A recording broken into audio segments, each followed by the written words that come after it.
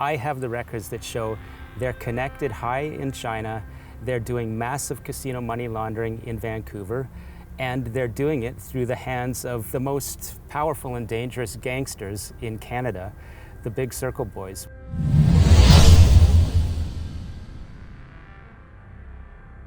Hey everyone, we're here today with a renowned investigative journalist and new best-selling author of the book Willful Blindness. I want to get the subtitle right, How a Network of Narcos Tycoons and CCP Agents Infiltrated the West. Sam Cooper, thanks so much for taking the time to chat with me today. Thanks for having me. It's a lovely day in Ottawa. Now, the first question that I wanted to ask you is, I know you've been covering China, money laundering, kind of these infiltration activities by the CCP for a while, but was there a particular kind of aha moment that made you want to write this book? There literally was. I mean, I explain in the book how my journey of discovery was a young reporter in Vancouver. First, I tried to get my head around the downtown east side and thousands of people dying, just an incredible open-air drug market. I couldn't understand it. Why is this happening in Canada? As I developed my reporting skills, I started to get into looking at real estate development and sensing there was corruption in politics surrounding it in Vancouver. I then looked at Vancouver real estate prices and why they did not correspond to local incomes. I started looking at offshore money coming in, discovering the big players. I finally, through that, really sort of stumbled on to the major piece, which is underground banking and casino money laundering, which was happening in broad daylight in Richmond, BC, especially in the River Rock Casino. Incredibly egregious bulk cash money laundering. And once I broke open the E-Pirate Casino story, I got more documents and more corroboration of let's just say, extremely wealthy people connected to the Chinese state and the Chinese military that had weapons, that had political connections, and that were just doing incredible casino money laundering in Canada. And I think of one or two figures, and I thought, I don't understand that this is happening in Canada. Someone at a high level in the Chinese military is doing this in Canada's economy. Vancouver is clearly deeply infiltrated. Once I had more information to profile some of these people, I felt this is book material, because if this is blowing my mind and I have the visibility on it, what's going to happen when I can explain it to people who have absolutely no idea this is going on in Canada? It's just, I have to alert Canadians about this. That was the aha moment. And you kind of alluded to it in that answer. So is there actual evidence that you've seen that directly links Chinese state officials, you mentioned the Chinese military, who are directly involved in kind of coordinating with organized crime, illegal money laundering in Canada? There's direct documentary evidence that high-level state figures from China flying in or sometimes getting permanent residence in Vancouver, maybe only, buying a number of homes and being in Vancouver for a few weeks around Chinese New Year, or maybe a month or two per year. But I have the records that show they're connected high in China, they're doing massive casino money laundering in Vancouver, and they're doing it through the hands of the most powerful and dangerous gangsters in Canada, the Big Circle Boys, which is a triad which has come to dominate the heroin and now fentanyl industry in North America. Literally a network of the most powerful transnational gangs. I had the record showing their money laundering activity and their connections to these whale gamblers that I found through additional documents are high-level Chinese state figures. So there's a direct connection, it's undeniable. And then this speaks also to Canadian intelligence reports, which speak of this direct hand-in-hand connection between the high levels of the Chinese state, the Communist Party, working with gangs to do various espionage or economic infiltration activity around the world, but Vancouver has become especially a target for that. And can you explain, you just touched on it there, but the whole narcotics trade and fentanyl, which as we both know have killed so many people over the past couple years across this country, but especially in British Columbia. Can you explain to people how that's connected with money laundering and the casinos and like what's the network here, the flow of money, and how does that work exactly? Yeah, I would start by saying it's underground banking, and the best way I can describe it is it's incredibly complex yet incredibly simple. So we know that, let's just speak about fentanyl, we could sub in methamphetamines or ecstasy. Factories in China are producing the world's supply, basically, of chemical precursors that is used to mix up, let's just say, fentanyl. So the factories in China are sending the precursors to Vancouver. There are labs, super labs in Vancouver that are pressing up fentanyl pills. Of course, a lot of the fentanyl is going into heroin in the downtown east side. This is where we have thousands of Canadians dying. But these labs in Vancouver are being used to ship fentanyl down the coast, Los Angeles, Seattle, over to Australia, Japan, east across Canada. So to boil it down, Vancouver has become a hub of chemical narcotics production for precursors coming in from China. That's drug piece number one. The underground banking in casinos, it's an ancient form of banking where you have a barrier. In this case, Chinese citizens cannot export more than 50,000 per year.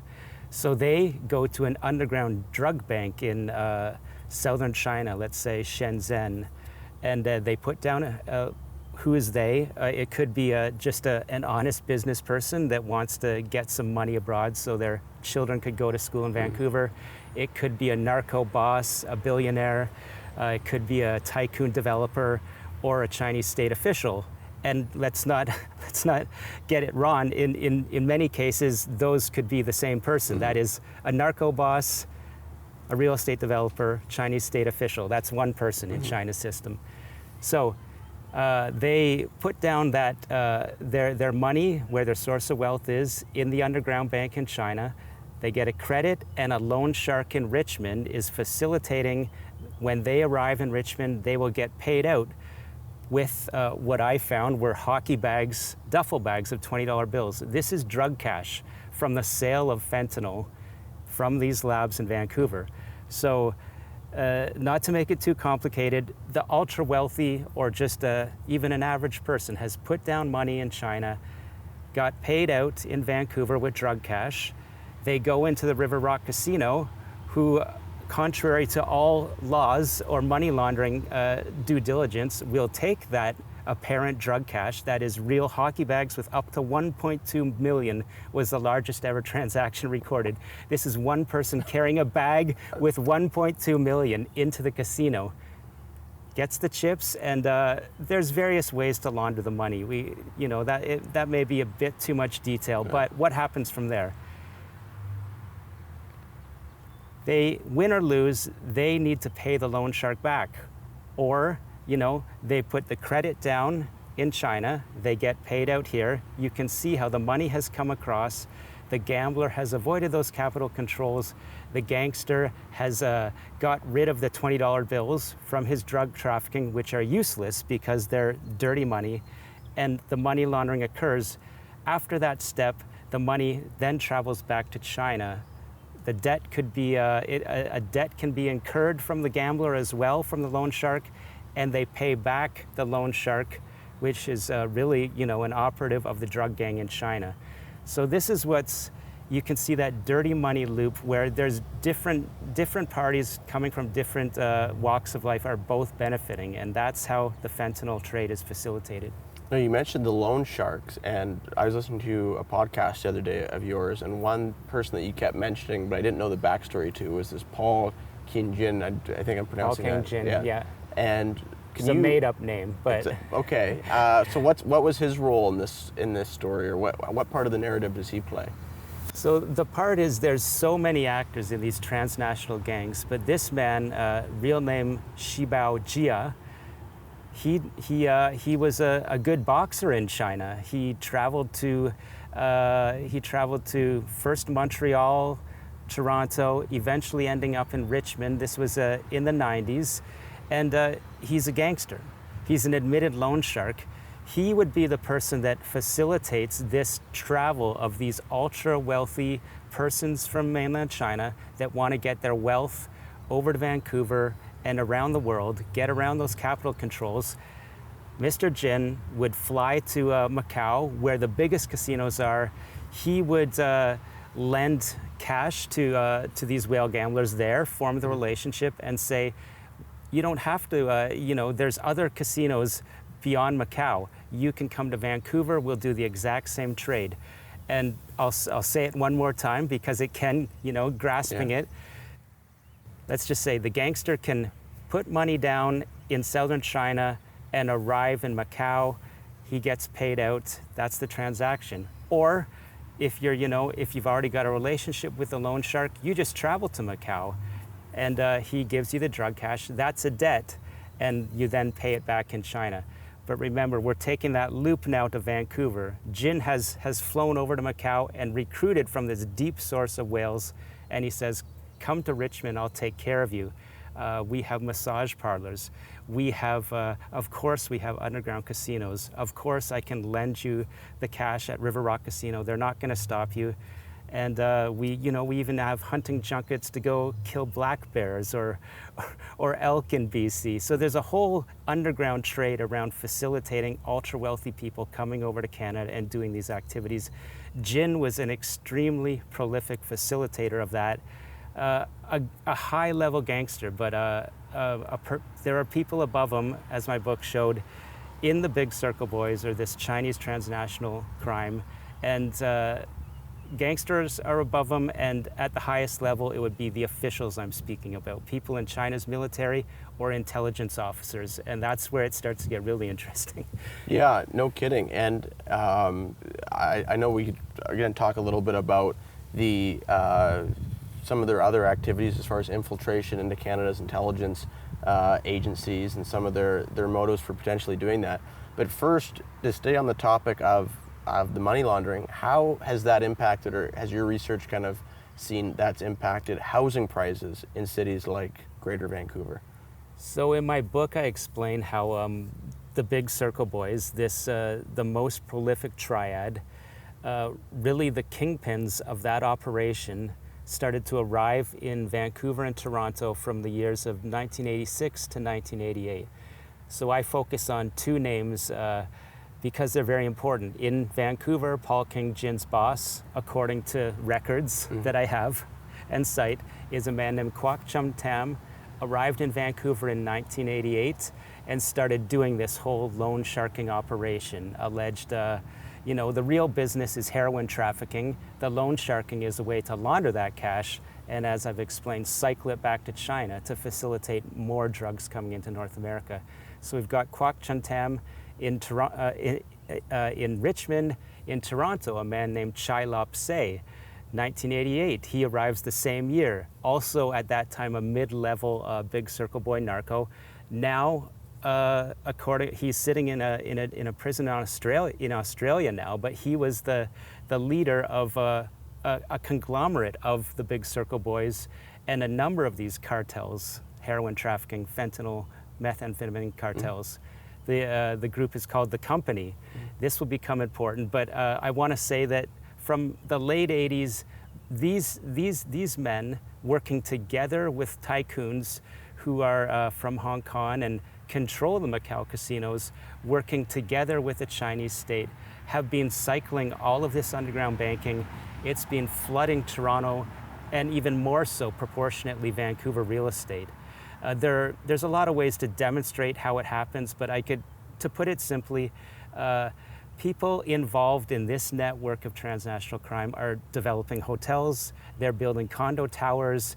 The simple one at a lower level, they just buy what's known as a Vancouver special, a kind of big, ugly old home, knock it down, build a mansion. This is all drug cash laundering, build it up. So this has been happening since the late 80s. All these channels of real estate money laundering, multiple, my estimations conservatively, from tens of billions to hundreds of billions in real estate money laundering in Canada from the late 1980s, especially the impact in Vancouver.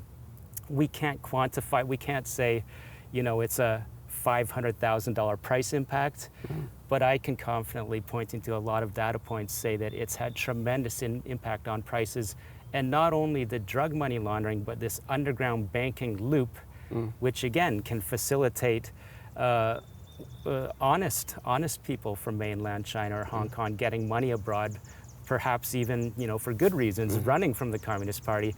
But what I'm saying is they are using drug banks to do so. And it's just, one more point would be, my book talks about a secret RCMP police intelligence study. It was done in 2016. People that understood this transnational underground banking looked at all home sales from 3 million to 35 million in 1 year, 2016.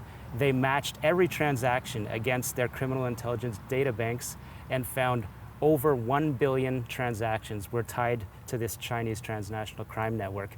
So that's one super high-end section of Vancouver real estate, 1 year, 1 billion, all tied to organized crime. And the police know at that 3 million and lower, there's a huge amount of money laundering too. So there's some indications for you. So you spoke about the money laundering aspect and organized crime and how that's all facilitated. But to me, one of the interesting or alarming parts of this is the other part of this that you mentioned, which is that is, you can't separate that away from the Chinese communist officials. Have you also found that they have kind of ulterior motives as far as not just laundering money, but the actual infiltration by CCP agents to different institutions in Canadian society? Yes, and my book shows a couple of cases which, again, directly tie into the casino money laundering, but by looking at the whole case, it can be shown how they're related to Chinese intelligence operations. So I'll just say the two names: Lai Chengxing, China's former most wanted man, incredible amounts of smuggling. He controlled China's oil trade while smuggling everything from weapons to drugs to stolen vehicles. He was working for Chinese intelligence in Hong Kong because this is what the party does. They will take criminals and say, you've got a great racket going on, we know what you're doing, you help us out in some ways, but it's time for you to go somewhere else. And you can continue your racket, in Lai's case, in Hong Kong, but you need to report back on the democracy movement, on Taiwanese military intelligence. And so he did, but he made some enemies or sort of a scandal at the highest levels of China's state. He then ran to Vancouver, and some of the same activity continued, but his case shows how China will use its most powerful criminals for economic and intelligence activities in areas that the party wants to control. Especially, they want to control diaspora communities or report back on their enemies. That's one case. Another case I show in the book is a man named Ng Lap Seng.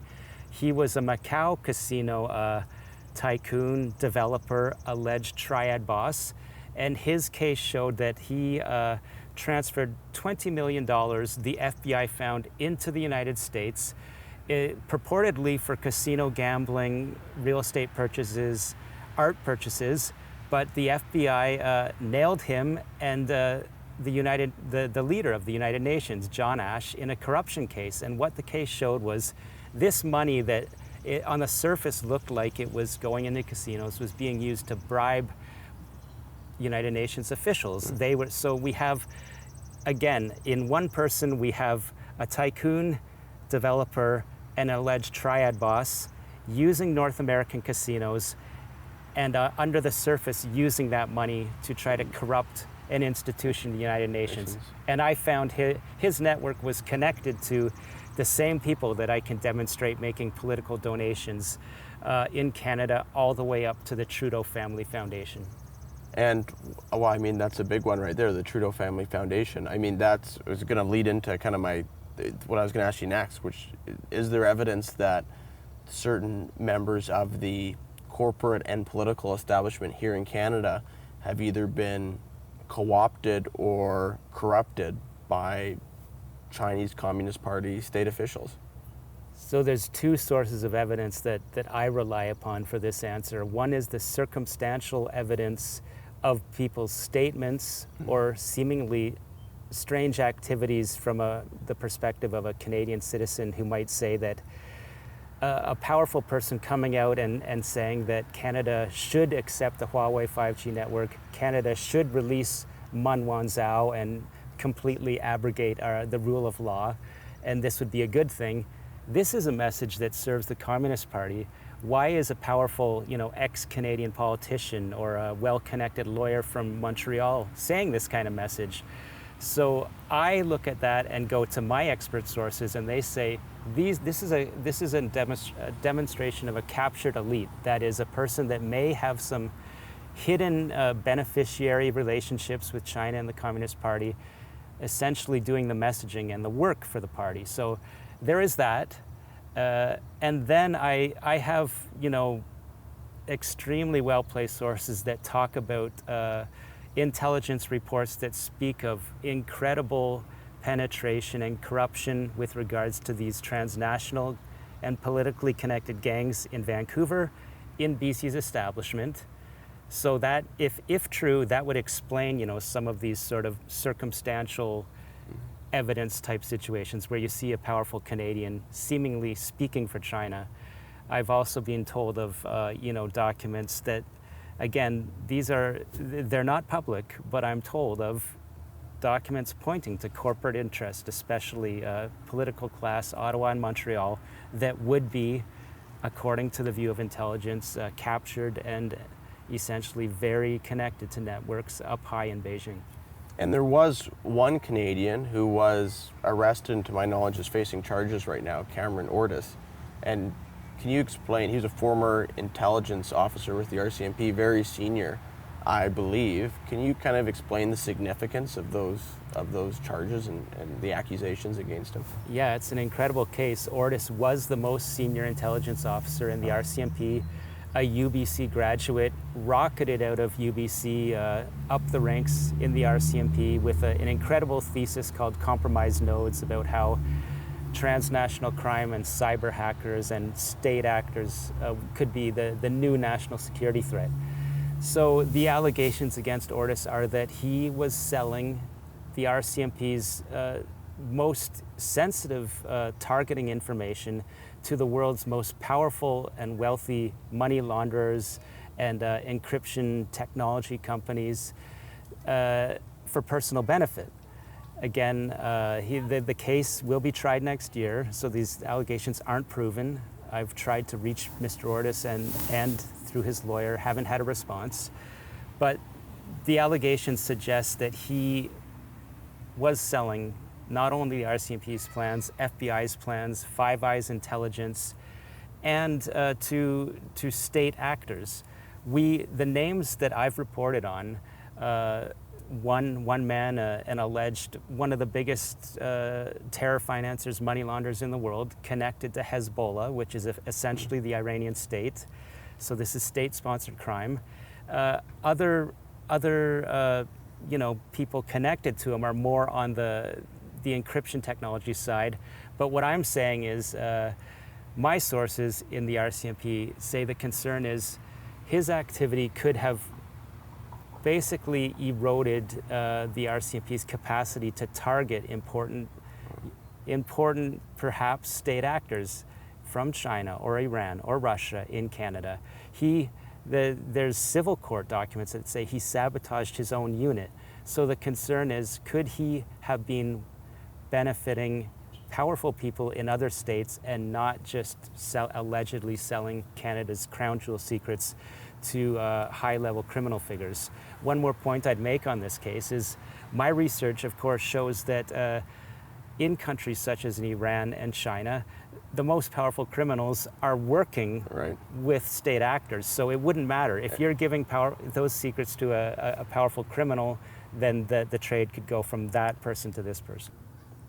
So Another, you keep mentioning it, and it keeps coming back, and you've seen it across Canadian media, is this perplexing decision by the Trudeau government not to follow the lead of our allies in the United States and Australia and ban Huawei from building Canada's next generation 5G infrastructure. Mm-hmm. Can you think of any potential coherent reason to why they are making this decision other than kind of the elite capture that you referenced earlier?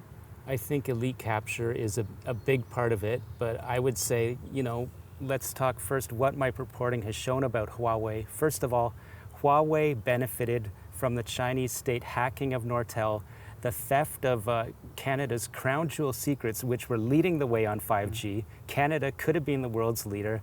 There was a very broad and deep and long-term state campaign by China using these very same networks, that would be tycoons, gangsters, and Chinese intelligence operatives, to steal, in many ways, secrets from Nortel, to influence people surrounding Nortel, to influence people in Canada's government, perhaps not to take measures to protect Nortel. So who's the beneficiary? Some of China's most important technology companies, including Huawei. That's one thing. Huawei won while Canada lost. Huawei won through espionage. The allegations are beyond that Huawei itself is a military intelligence linked corporation. Huawei is involved in espionage in other countries, including Canada. This is my information from the highest level sources. So you ask, why wouldn't the sitting government ban such a corporation? One issue, of course, there's the difficulty of the two Michaels, the hostages in Beijing. No government would want to be seen to take an action against Huawei publicly and then have a counteraction against our two Canadians. They want to bring them home. It's difficult to see that case having a good ending for Canada. But beyond that, my contention is that elite capture, that is people, supporters of the Trudeau government on the corporate side, would be some of the people that my sources would say have been corrupted by the Chinese state. They want and will benefit if Huawei gets further business in Canada.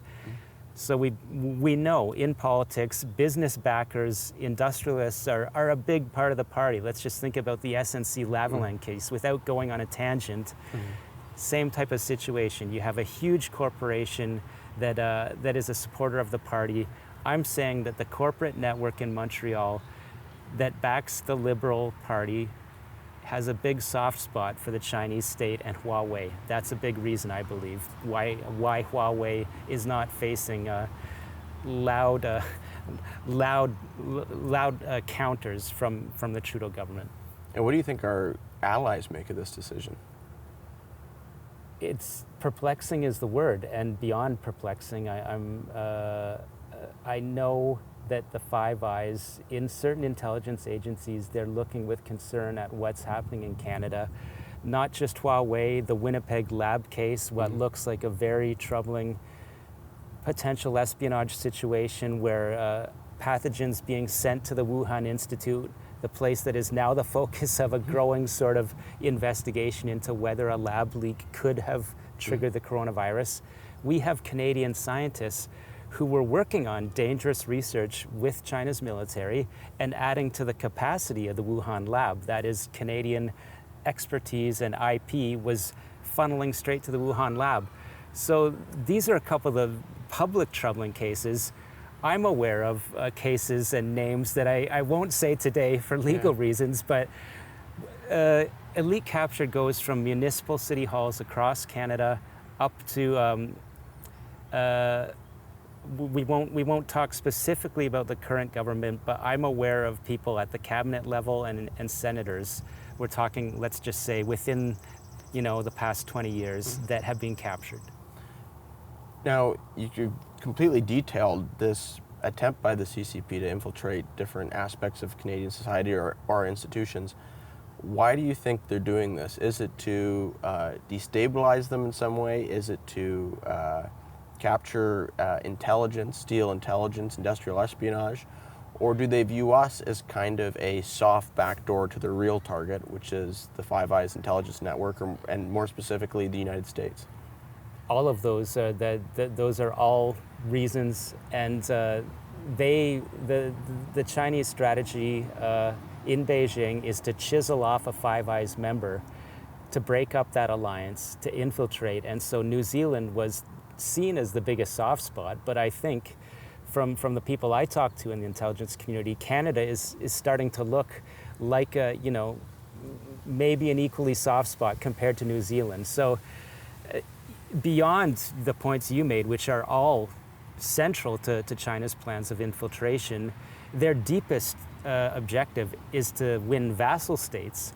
So states that are, very close to China, I won't just name them, but they want other states to do their bidding. They want other states to support them at the highest geopolitical levels. They want states that will not criticize the genocide in Xinjiang.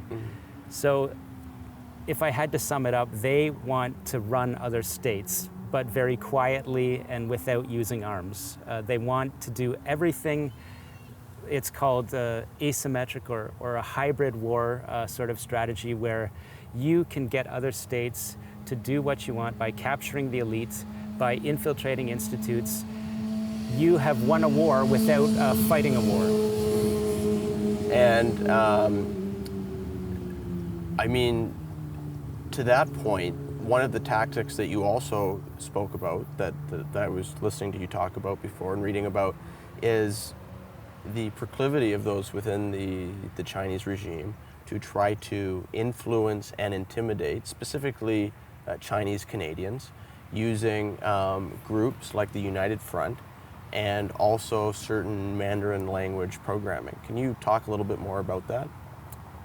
Yeah, in my book, I explain how after I had documented and exposed these connections between the largest casino money launderers who were connected to the Chinese state, who were RCMP organized crime suspects, and who I found were very close with the Chinese consulate leaders, and on top of that, who were networking very friendly, very engaging with high-level Canadian politicians, I found that they were connected to United Front groups that were targeting Hong Kong Canadian democracy protesters. In one example, a number of Hong Kong Canadians gathered to pray for peace in Hong Kong in the, while major upheaval was going on in the summer and fall of 2019.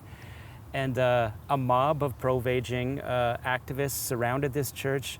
The Hong Kong Canadians had to be escorted to safety by Vancouver police. And you talk about an aha moment. I found that a person evidently leading this mob was connected at the highest levels to the RCMP organized crime suspects I had been focused on in the casino money laundering story. So this rang a bell because I knew that in Hong Kong, again, this goes back to intelligence reports that said that Beijing used gangsters and tycoons in Hong Kong to counter democracy when they took over from the British. And so when I saw this activity in Vancouver, I also saw it in Toronto, and I realized that this network that is the subject of my book is involved in the targeting, surveillance, and harassment of people that have been in Canada, in some cases for a few generations, still have a love for Hong Kong. They're trying to live a democratic life and being targeted by thugs, which are connected to the consulate and gangsters. So that was the evidence, another aha moment where I had to tell Canadian people that this was happening in our country. And the United Front, for those who don't know, can you explain just what, like, this is just a group that's loosely connected through WeChat and some of these other networks, or? Well, the United Front it's a communist party tool. Again, it's all about bonding networks. So it's run by the United Front Work Department in Beijing, and they run United Front through consulates in cities worldwide. And so the consulates basically direct community leaders in the Chinese Canadian community who have the ones that have given in and for both fear and greed reasons to this directorship. The United Front bonds gangsters, tycoons, narcos, loan sharks, and what look like, purportedly legitimate professionals, all towards, fulfilling the ends of the Chinese state, in this case, in Canadian cities. And can you talking about fulfilling the kind of ends of the Chinese regime, can you talk about, you had some really good points about some of the troubling observations about Mandarin language programming in certain cities and some of the connections between some of those influential people and state officials back in China? What I encountered, this became a chapter in my book. I reported on the United Front, and I discovered more deeply the United Front's operations because these same networks that I exposed for the organized crime and Chinese state political connectivity counterattacked against one of my, most exposing stories. And so the counterattack included a very influential pro-Beijing broadcaster in Vancouver. In brief, my sources within the Chinese Canadian community were involved in Zoom chats, WeChat groups, where sort of the plot derived from this broadcaster's original idea rolled out to the effect that petitions would be written against me, efforts to engage the community across Canada in crowdfunding to try to launch a lawsuit against my reporting were made. It was a very organized campaign.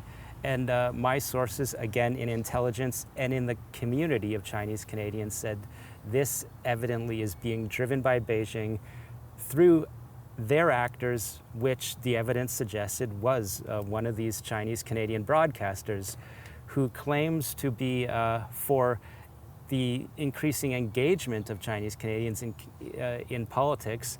But my sources within the community said, actually, it's about mobilizing China's interest in Canada. And I found one example was shared by a journalist with great research skills, found that this broadcaster had traveled to a Chinese state university, gave a report, and essentially said, Canada is extremely important for China's future. Canada has no global strategy. Canada will never argue or block China's global strategy. Therefore, Canada can be used as a leverage tool against the United States. And earlier you asked, is one of the Chinese state's goals using Canada as a host or a jump-off point into their real target in the West, which is the most powerful nation, the United States? The answer is yes. China's Communist Party wants to use Vancouver and Toronto.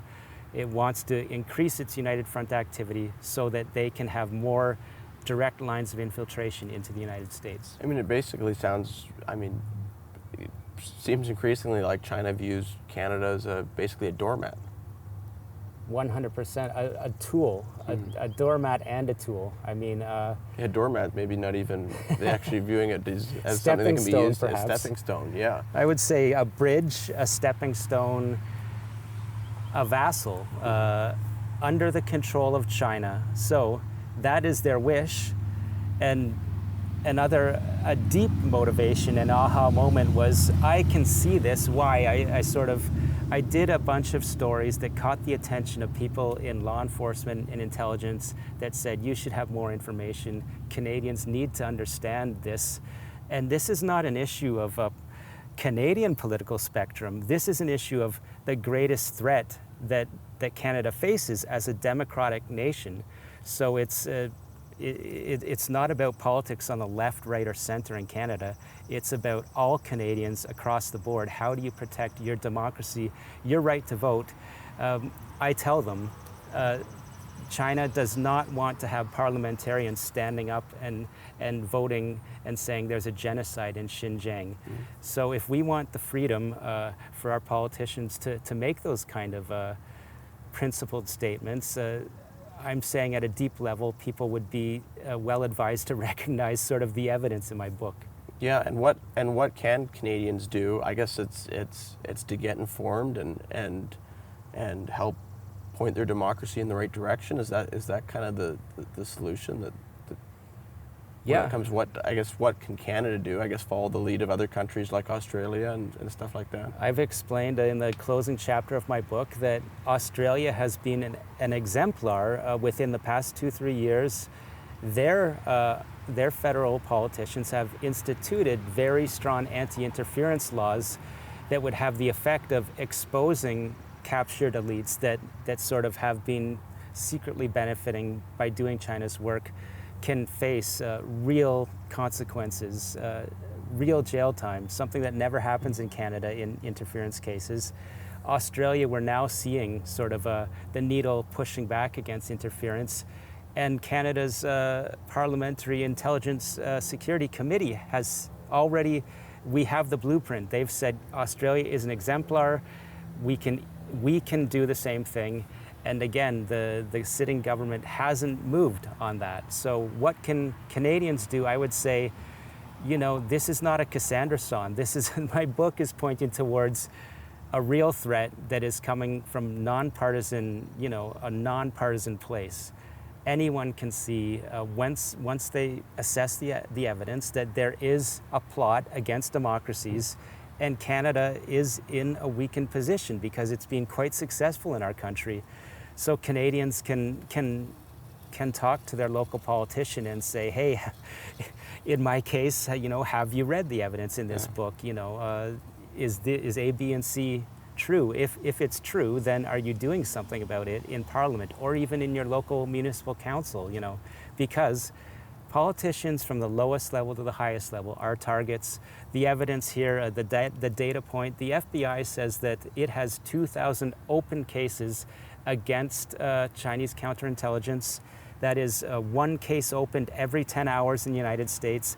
My sources say it's reasonable to look at 200, it should be about 400 cases proportionately in Canada. That is if the RCMP had the capacity to investigate, which they don't. Wow, and you said, most important kind of step one is to assess the evidence. And I feel like that's where your book comes in. So maybe the most important step people can take is go out and buy your book. And what's the best way to do that? Right, so Optimum is publishing the book. They have their own websites. It's on Amazon. It's now that we're starting to open up again across Canada, people can go to Chapters Indigo, their local bookseller. It's across the country in retail locations, and I know sometimes it's disappeared from Amazon or various.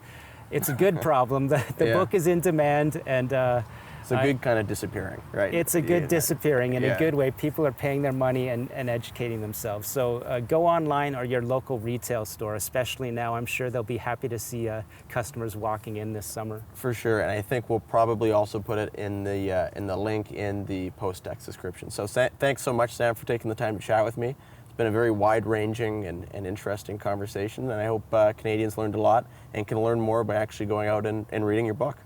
Thanks for talking today. It was great.